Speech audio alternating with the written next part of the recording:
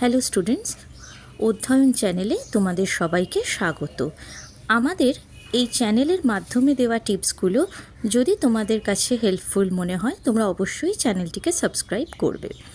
এখন নিশ্চয়ই তোমরা সবাই টেস্টের জন্য তৈরি হচ্ছ। এই সময় আমি তোমাদের ইংলিশ কম্পোজিশনের প্রসেস রাইটিং আর নোটিসের ওপরে কিছু টিপস দিতে চাই। আশা করি তোমরা হেল্প পাবে। তো প্রথমে দেখো, তোমরা যখন প্রসেস রাইটিং করবে তখন তোমরা জানো যে সেখানে তো পয়েন্ট দেওয়াই থাকে। তবে যখন প্রসেস রাইটিং শুরু করবে সেই সময় যার ওপরে প্রসেস রাইটিং করছো তার জন্য কটা কিন্তু তোমাদের ইন্ট্রোডাক্টরি 2-3 লাইন দিতে হবে। যেমন ধরো, যদি তোমরা অরেঞ্জ জুসের ওপর প্রসেস রাইটিং করো তাহলে লিখবে, Orange juice is a healthy drink. It is mostly admired by all for its taste. During scorching summer days, it helps us to be refreshed. এইরকম করে লেখার পর তোমরা আসল প্রসেসটা রাইট করবে। এবং অবশ্যই মনে রাখবে যে প্রসেস রাইটিং কিন্তু সব সময় প্যাসিভ ভয়েসে হয়, কখনোই কিন্তু অ্যাক্টিভ ভয়েসে লিখবে না। মানে ধরো শুরু করলে ফ্রেশ অরেঞ্জেস আর টেক ফ্রেশ অরেঞ্জেস, এইভাবে কিন্তু লিখবে না।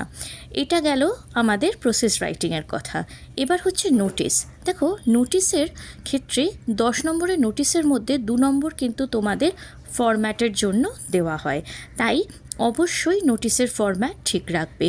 নোটিসের ফরম্যাটের ক্ষেত্রে নোটিস পুরো ক্যাপিটাল লেটারে লেখা, ডেট দেওয়া, সাবজেক্ট লেখা এবং অবশ্যই যদি স্কুলের কোনো নোটিস হয় তাহলে countersign by the headmaster or headmistress, এটা কিন্তু তোমাদের লিখতেই হবে।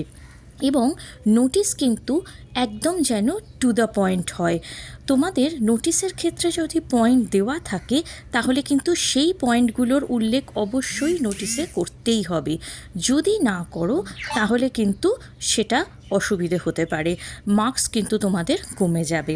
অতএব নোটিস লেখার সময় কিন্তু আগে কোন কোন পয়েন্ট তোমাদের নোটিসে দিতে বলা হচ্ছে সেটা কিন্তু খুব ভালো করে পড়ে নেবে, তারপর নোটিস লিখবে। অযথা কিন্তু নোটিস বাড়াবে না এবং টু দ্য পয়েন্ট লিখবে।